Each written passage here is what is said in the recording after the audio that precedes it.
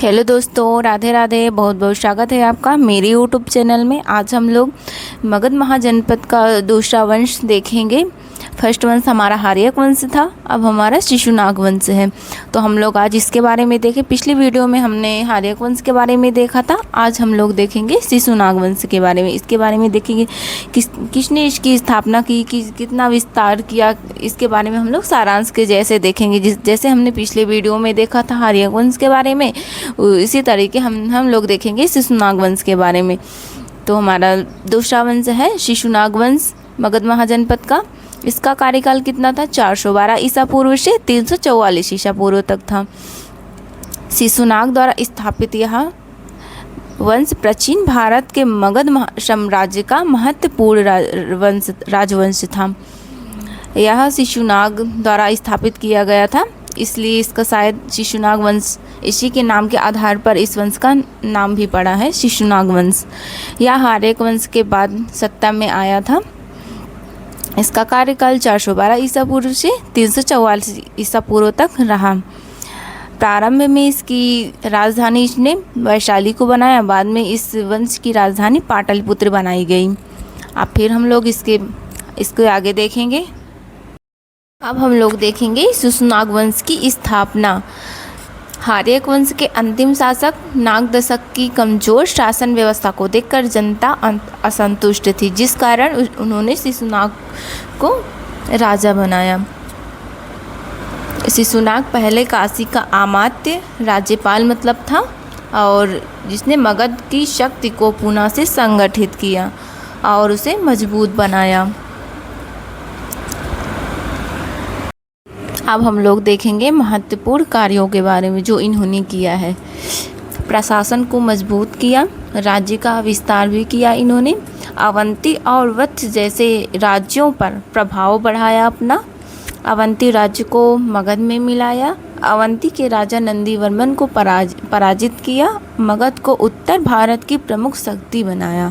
इस तरह से इन्होंने महत्वपूर्ण कार्य किए और अपने राज्य का विस्तार किया था, और नंदीवर्मन को भी इन्होंने पराजित किया था। इस तरह अवंती राज्य को अपने मगध में मिला लिया, जिससे मगध का विस्तार हुआ। अब हम लोग आगे देखेंगे। अब हम लोग देखेंगे शिशुनाग वंश की प्रशासनिक व्यवस्था। राजनीतिक महत्व। मगध का विस्तार हुआ। अवंती जैसे शक्तिशाली राज्य को समाप्त किया गया। उत्तर भारत में मगध का प्रभुत्व स्थापित किया। प्रांतों में अधिकारियों की नियुक्ति कर व्यवस्था मजबूत हुई। सेना को संगठित किया। इस तरह से शिशुनाग ने अपने साम्राज्य को शक्तिशाली बनाया, अपनी व्यवस्था को मजबूत किया और अपने अधिकारियों की नियुक्ति अच्छे से, जिस कारण उसने अपने साम्राज्य को बहुत शक्तिशाली बनाया।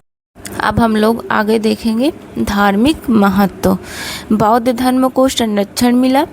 द्वितीय बौद्ध संगीति का आयोजन भी किया। इन्हीं के शासनकाल में द्वितीय बौद्ध संगीति, फर्स्ट वाली बौद्ध संगीति कब हुई थी? अजातशत्रु में। हार्यक वंश में जो द्वितीय राजा था अजातशत्रु के टाइम में हुई थी। अब द्वितीय बौद्ध संगीति इस वंश के टाइम में हुई। अब हम लोग इसके आगे देखेंगे कालाशोक के बारे में। कालाशोक इस वंश का द्वितीय शासक था। यह शिशुनाग का पुत्र था। इसका एक और नाम काकवर्ण भी था। इसने राजधानी को पाटलिपुत्र से ले जाने का श्रेय भी कुछ इतिहासकार देते हैं।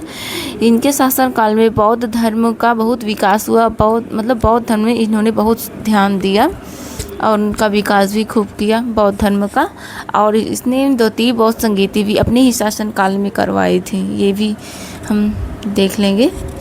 अब हम लोग आगे देखेंगे। द्वितीय बौद्ध संगीति लगभग 383 ईसा पूर्व में वैशाली में आयोजित की गई।